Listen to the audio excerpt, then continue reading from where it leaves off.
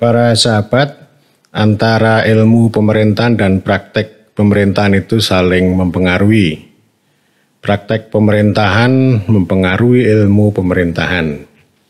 Sebagai contoh, pengalaman panjang pemerintahan administratif itu sangat berpengaruh terhadap ontologi, epistemologi, dan aksiologi ilmu pemerintahan.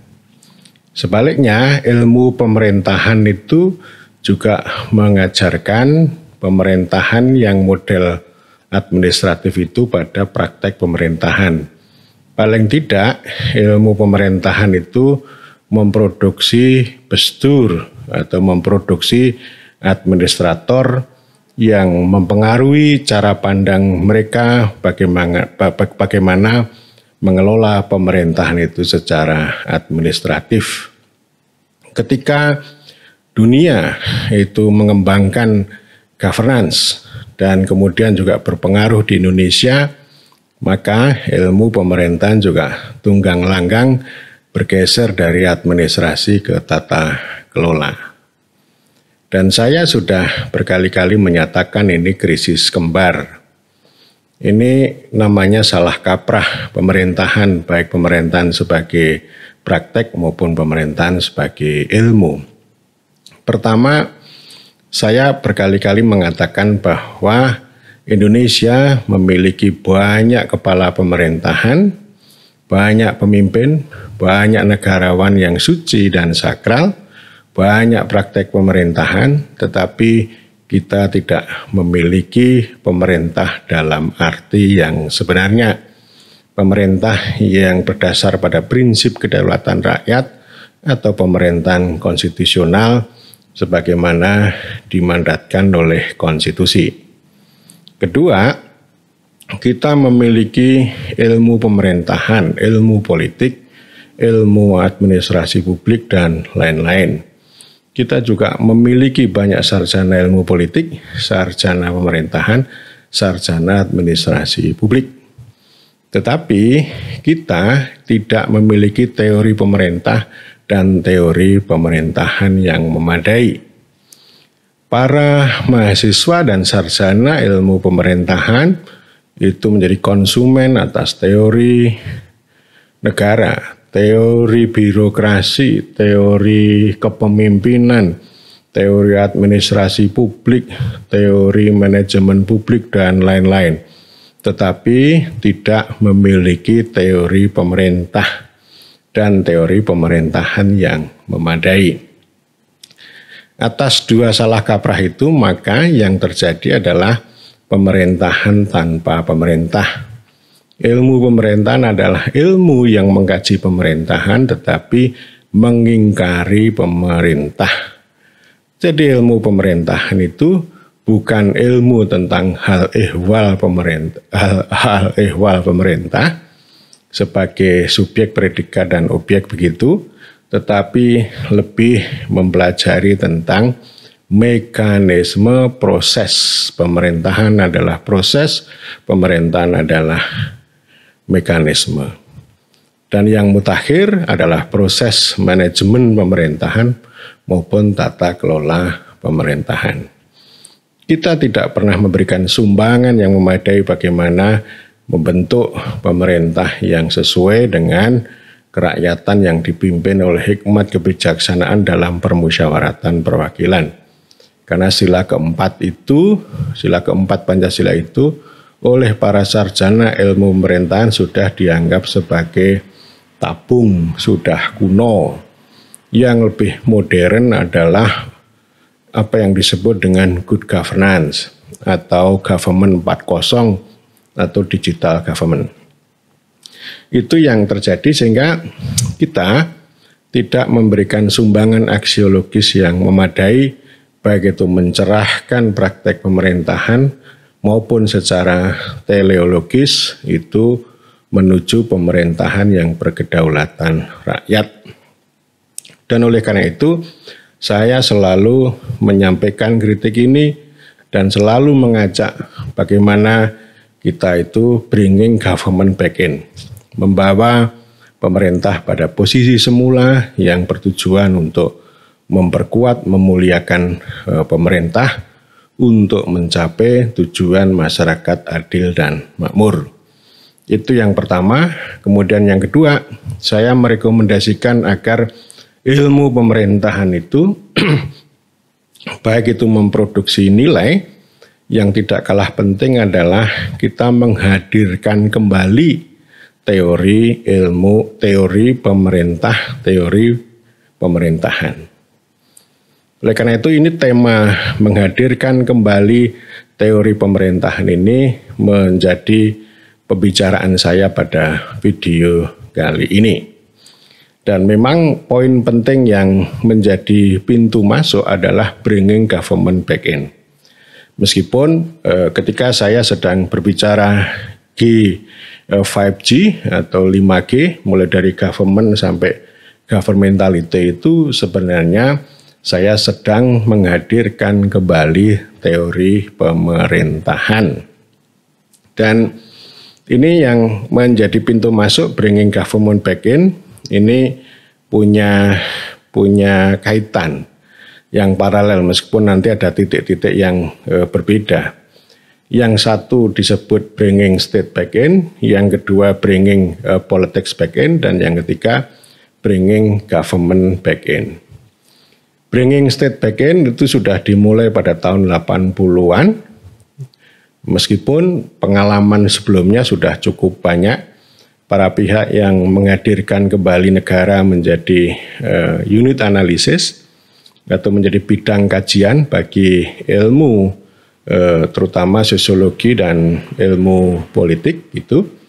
Dan sumbangan Tedas Kospol maupun teman-teman itu betul-betul luar biasa ya. Pada tahun 85 itu disambut dengan penuh antusias.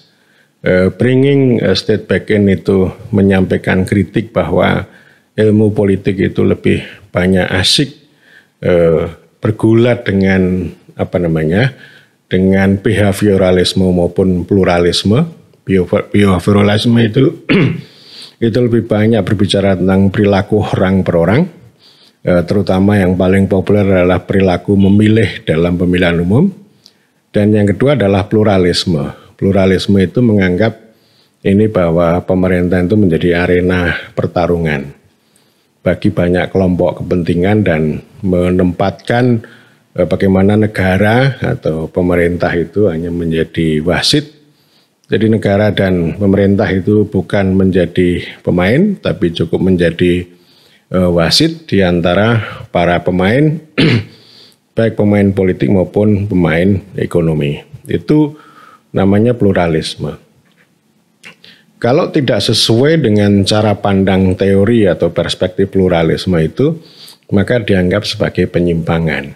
Misalnya yang sering dilihat itu praktek klientelisme. Ini sangat menonjol di Indonesia.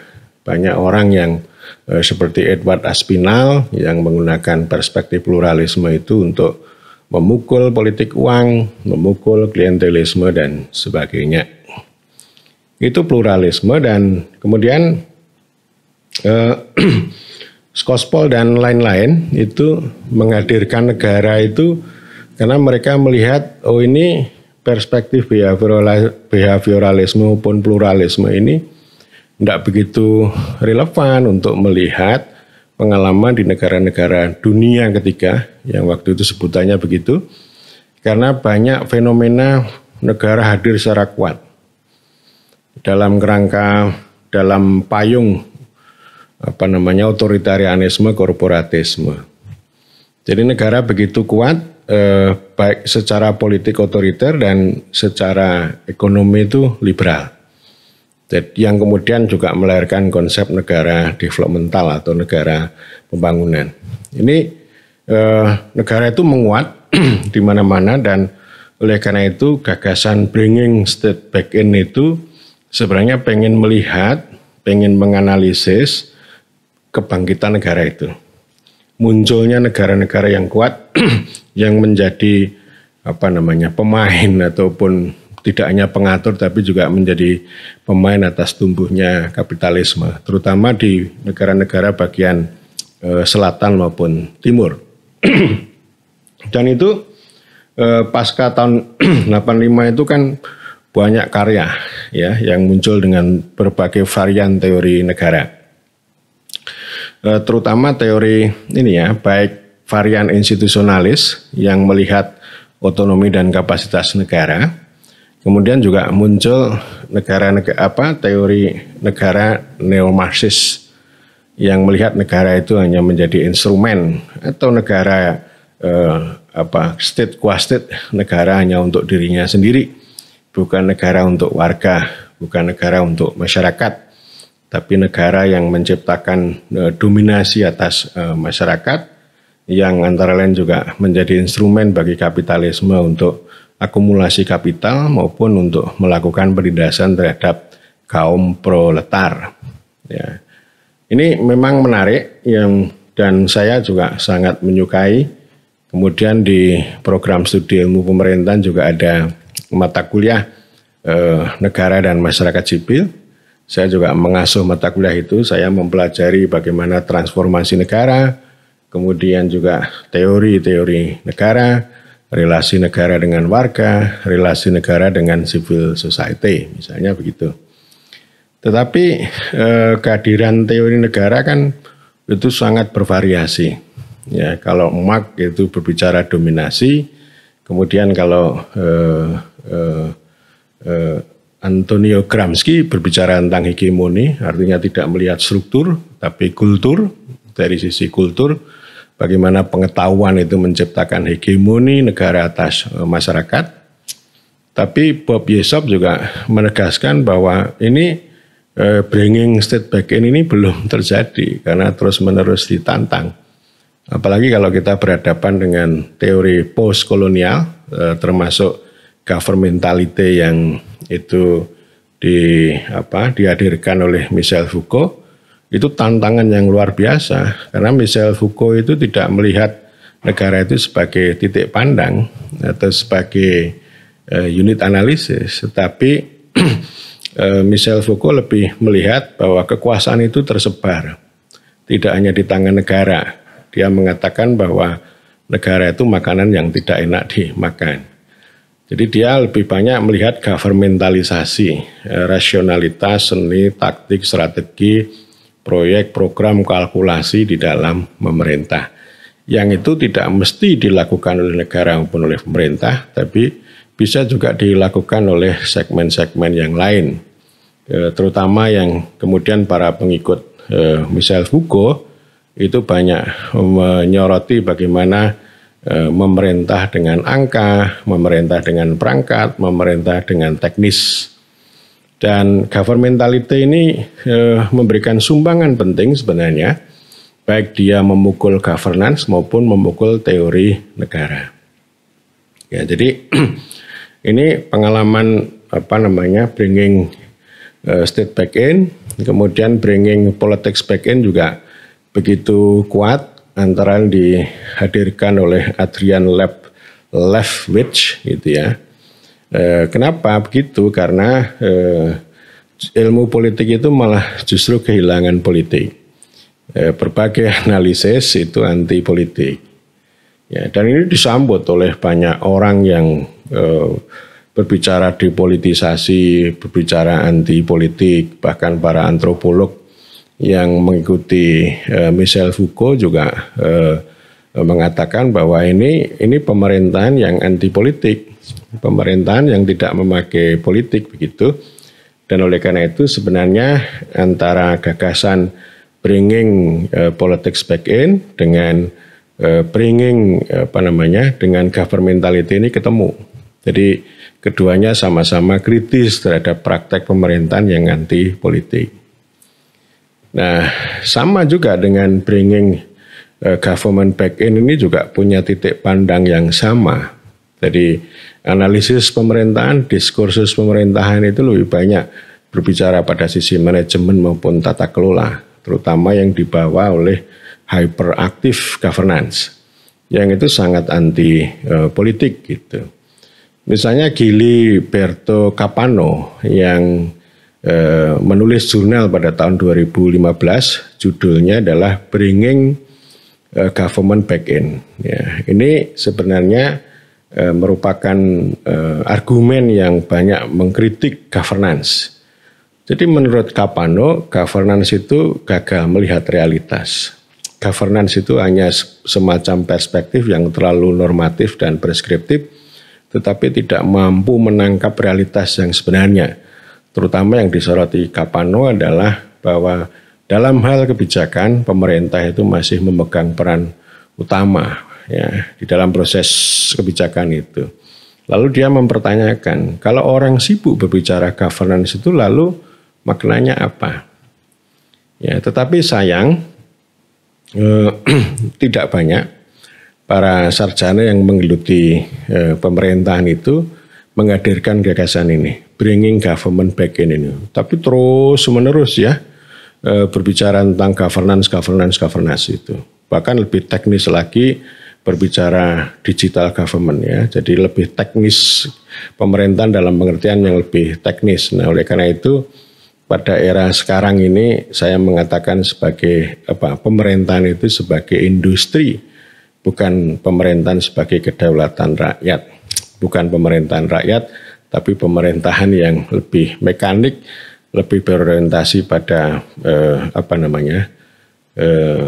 itu ya. Jadi gagasan prinsip-prinsipnya menggunakan prinsip neoliberalisme, cara berpikir homo economicus dengan teknologi yang bisa menjadi lebih efisien, lebih cepat, lebih mudah dan untung yang banyak begitu. Jadi ini 3 poin itu bringing itu. Dan memang ini gagasan bringing government back in, termasuk menghadirkan kembali teori pemerintahan itu sudah lama tersingkir, terpinggirkan. Ya, sebagai contoh misalnya di Amerika sendiri gagasan science of government yang muncul pada sebelum tahun 1800-an kemudian sampai tahun 1830-an itu kan begitu kuat. Para founding fathers bicara science of government. Terus kemudian muncul sejumlah buku lah. Ya ada sekitar 8 buku yang saya bisa peroleh tapi dibaca susah banget gitu. Tapi itu kan mulai hilang. Ya, science of government kan hilang. Ya pada waktu itu science of government itu lebih banyak bicara konstitusi. Yang kemudian kalau dalam ilmu politik disebut sebagai institusionalisme lama gitu. Jadi ini tersingkir ini. Jadi maksud saya di dalam ilmu pengetahuan ini kan ada kontestasi yang kuat di antara para ilmuwan. Kemudian juga ada klaim. Ya. Klaim ya misalnya ilmu politik mengklaim bahwa Aristoteles itu bapak ilmu politik. Ya. Kalau di Amerika ya John Burgess itu bapak ilmu politik Amerika. Woodrow Wilson adalah bapak administrasi publik Amerika. Ilmu pemerintahan siapa bapaknya gitu. Karena ini kan sebenarnya bapak ini kan menunjukkan kreator ya, penggagas yang sangat utama dan pertama gitu. Nah, kalau para generasi sepuh ya itu mengatakan bahwa Gerrit van Fulge yang administrator Belanda yang kemudian menjadi profesor itu dianggap sebagai bapak ilmu pemerintahan. Ini konyol banget. Ilmu pemerintahan itu kan khas Indonesia, tidak ada di tempat lain. Ya, tetapi klaimnya bapak ilmu pemerintahan orang Belanda. Kalau di Belanda kan dia itu pelopor Bestuurkunde. Ya. Kan udah bolak-balik saya katakan bahwa ilmu pemerintahan Indonesia itu asal usulnya dari Bestuurkunde dan kemudian melihat pemerintahan dari sisi Bestur itu sudah salah kaprah luar biasa. Ya, jadi evolusinya kalau dulu administrasi, kalau sekarang tata kelola. Jadi kita tidak mempelajari tentang pemerintahan yang konstitusional, pemerintahan rakyat. Ya, jadi terus itu yang saya katakan itu ya. Jadi ilmu pemerintahan kita itu sangat kolonial, developmental, lalu neoliberal. Jadi bukan konstitusional. Ya, karena yang konstitusional itu dianggap normatif, dianggap klise gitu. Nah, kalau kita yakini bahwa ilmu pemerintahan khas Indonesia, kita tentu juga punya ini ya, bapak ilmu pemerintahan yang lahir di Indonesia, ya kan nggak ada. Ya ada. Kalaupun nanti diada-adakan pasti ya alirannya Besturgunda atau hukum pemerintahan. Nggak ada ilmu pemerintahan yang sejati gitu, nggak ada. Tidak ada. Ya. Ya. Mau orang-orang Indologi itu enggak. Gitu ya. Kalau antropologi punya bapak Kuncharaningrat. Sosiologi punya bapak namanya Selo Sumarjan. Memang karyanya luar biasa. Selo Sumarjan dengan disertasi perubahan sosial di Yogyakarta ini luar biasa, dan saya hormat sama beliau karena beliau juga menjadi pelopor pemikir tentang otonomi desa. Yang gagasannya banyak saya rujuk gitu. Ilmu pemerintahan siapa bapaknya? Nggak ada kan? Nggak ada. Ini diada-adakan. Karena itu ya saya tidak mau romantis.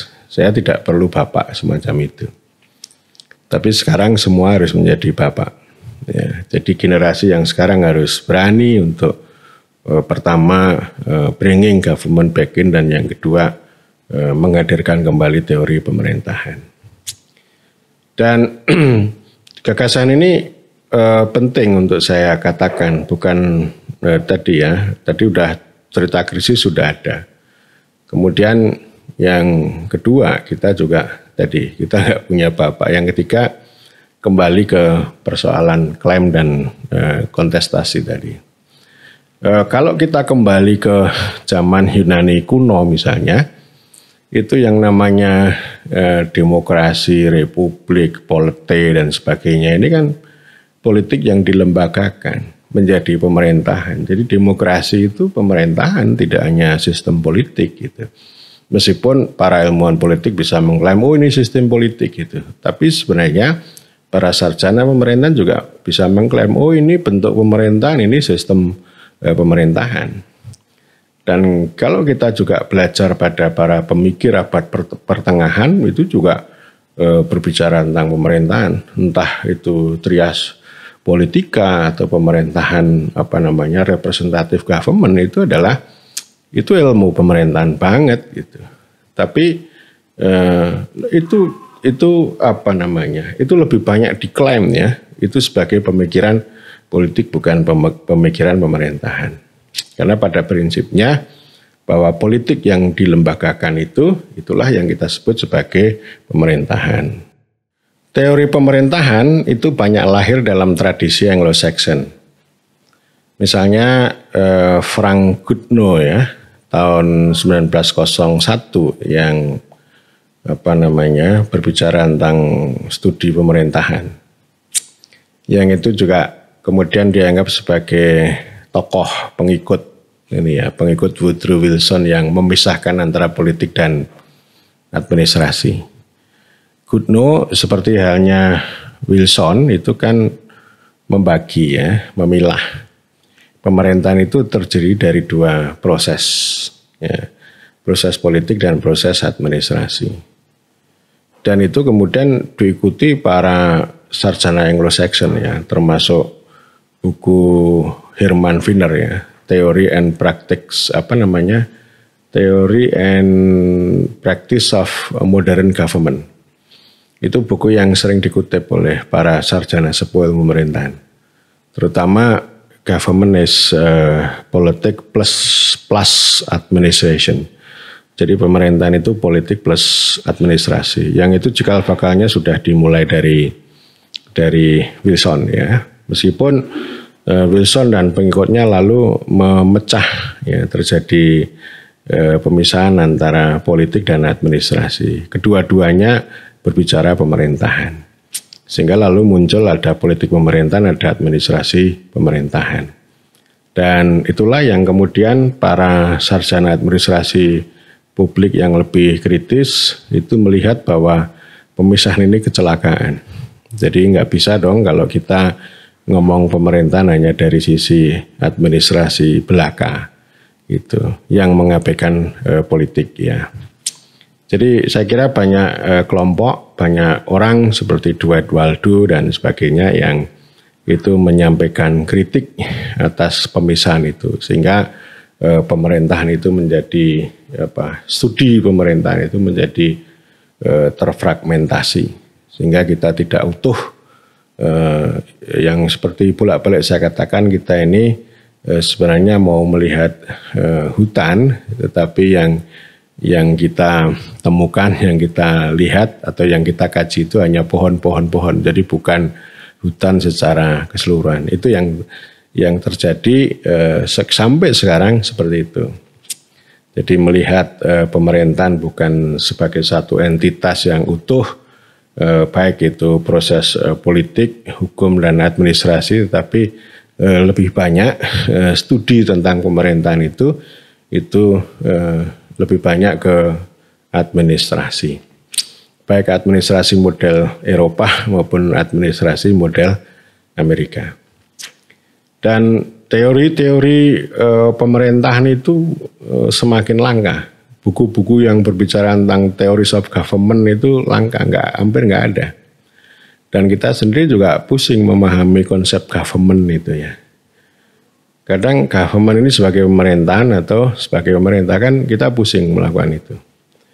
Jadi semakin semakin hilang dan penggusuran teori pemerintahan itu juga disokong oleh dua hal ya. Yang pertama, studi tentang pemerintahan itu dalam ilmu politik terjebak pada disebut sebagai institusionalisme lama. Ya kalau kita ngomong pemerintahan itu kan institusi politik yang dilembagakan. Jadi ngomong tentang institusi, tentang trias politika, bagaimana kita bicara hubungan antara rakyat, pemerintah, negara, warga, masyarakat, lalu kita bicara tentang nilai-nilai, bagaimana kebebasan sampai keadilan dan sebagainya itu ya. Itu ada nanti akan saya kupas juga teori institusionalisme itu. Nanti akan saya sampaikan ya. Ini disebut sebagai institusionalisme lama yang sudah kuno dan itu banyak dikritik, meskipun institusionalisme baru juga banyak dikritik. Misalnya orang-orang yang beraliran ekonomi politik atau beraliran sosiologi politik seperti Fedi Hatis itu mengkritik pendekatan institusional. Misalnya ketika dia mengkritik banyak ilmuwan maupun praktisi profesional yang berbicara bahwa desentralisasi yang berhasil itu sangat tergantung pada efektivitas desain kelembagaan. Yang ini sangat donor banget begitu. Itu dikritik oleh Fedi Hatis. Oh ini buta ini, perspektif ini tidak melihat kontestasi kekuasaan. Ya. Tidak melihat oligarki dan seterusnya ya. Lalu dia banyak menghasilkan konsep-konsep seperti predator, elit predator dan sebagainya. Meskipun itu juga Fedi ini juga lemah juga, itu sudah saya banyak kritik entah itu di tulisan maupun di dalam omongan saya. Termasuk disertasi saya itu juga mengkritik ya studi tentang elit itu termasuk studi yang anti politik. Ya, jadi karena dia menggunakan elitisme. Jadi tidak melihat bahwa ada kekuatan yang ini bisa digunakan untuk mengkanalisasi kekuasaan elit itu menjadi kewenangan, kewajiban dan juga nanti akan memberikan sumbangan untuk kebaikan. Governance itu juga termasuk institusi ya. Nah, saya ini kan sebenarnya institusionalis ya.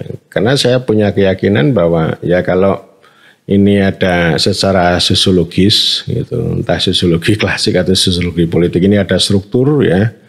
Ada struktur yang timpang, elit massa, orang besar, orang kecil gitu, rakyat jelita, rakyat jelata gitu. Lalu kan fungsi pemerintah itu adalah memberikan proteksi terhadap yang kecil-kecil, terhadap yang jelata atas rampasan atau dirampas oleh yang jelita. Nah, pemerintah ini kan institusi ya. Jadi pemerintahan itu adalah institusi untuk mengatasi kesenjangan struktural, penindasan secara struktural dan sebagainya. Sehingga dibutuhkan pendekatan institusi semacam itu. Tetapi institusi juga sangat beragam tentu saja. Ada yang institusi yang berpihak pada jelata, ada yang institusi yang berpihak pada jelita. Ada institusi pemerintahan yang birokratik, ada institusi pemerintahan yang teknokratik, ada institusi pemerintahan yang populis, ada juga yang demokratis. Ini tergantung ini, dan ilmuwan pun juga beda-beda.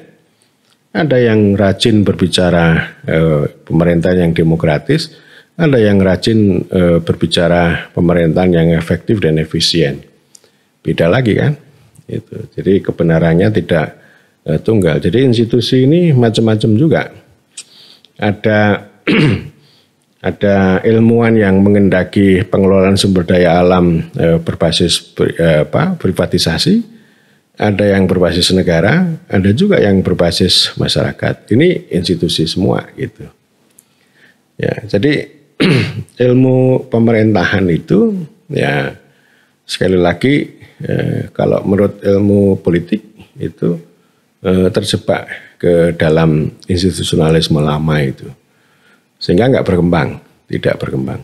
Ya, itu yang pertama. Kemudian yang kedua,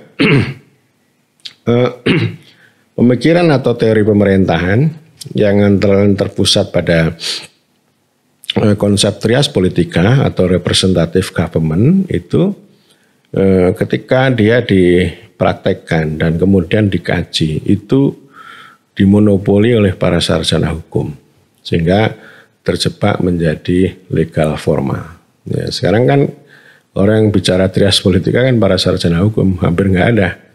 Ya, sarjana pemerintahan maupun sarjana politik, apalagi sarjana administrasi publik itu berbicara tentang itu, ya, tentang trias politika. Tapi saya sering mengatakan bahwa ini harus duduk dulu ini yang soal trias politika ini, tapi juga secara empirik ada kekuatan yang besar, ya, yang besar yaitu administratif. Ini sebagai bagian dari eksekutif gitu. Ya. Ini pendekatan institusional juga. Bagaimana munculnya cabang administratif itu lebih kuat daripada eksekutif. Jadi tidak hanya divided government antara legislatif dan legislatif dan eksekutif ya. Tapi juga muncul administratif.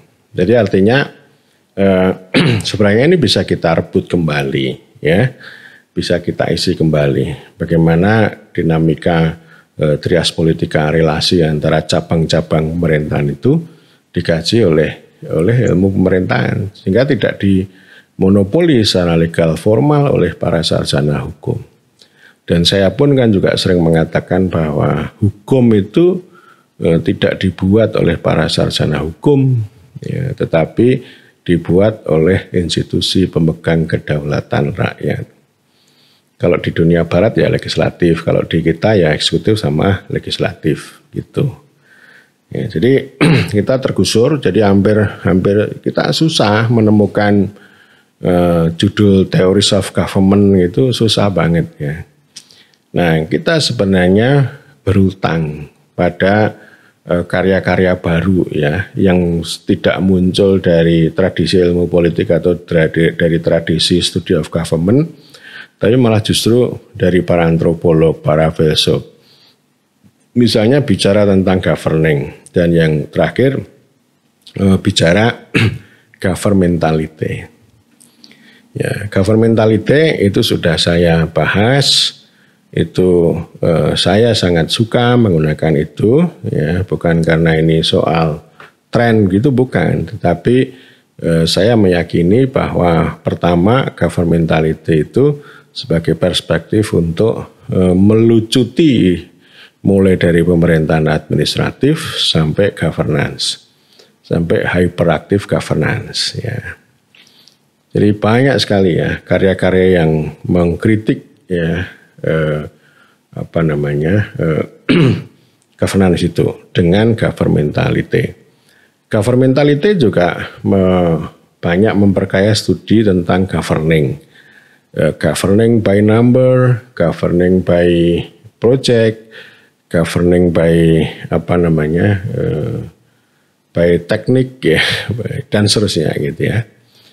Yang kedua, governmentality itu memberikan sumbangan sebenarnya. Sumbangan secara implisit untuk menghadirkan politik. Karena para sarjana yang menggunakan pendekatan governmentality ini melihat bahwa pemerintahan itu tanpa politik. Ya. Padahal itu sangat politik sebenarnya. Ya. Kemudian yang ketiga, saya punya keyakinan bahwa governmentality ini berguna untuk sebenarnya bringing government back in. Ya, karena yang dikritik kan teknis tadi. Yang memerintah itu perangkat teknis, bukan pemerintah. Jadi ketika ini mengkritik tentang teknis dan perangkat, ini menurut cara pandang saya, berarti governmentality yang kita gunakan ini itu berupaya untuk bringing government back in, untuk memperkuat kembali, menghadirkan kembali, memperkuat kembali, memuliakan pemerintah. Jadi artinya apa? Yang memerintah jangan negara, jangan teknokrat, jangan birokrat, tapi ya pemerintah. Pemerintah itu siapa? Pemerintah adalah institusi pemegang kedaulatan rakyat. Jadi saya ngoceh seperti ini sebenarnya sudah berteori pemerintahan.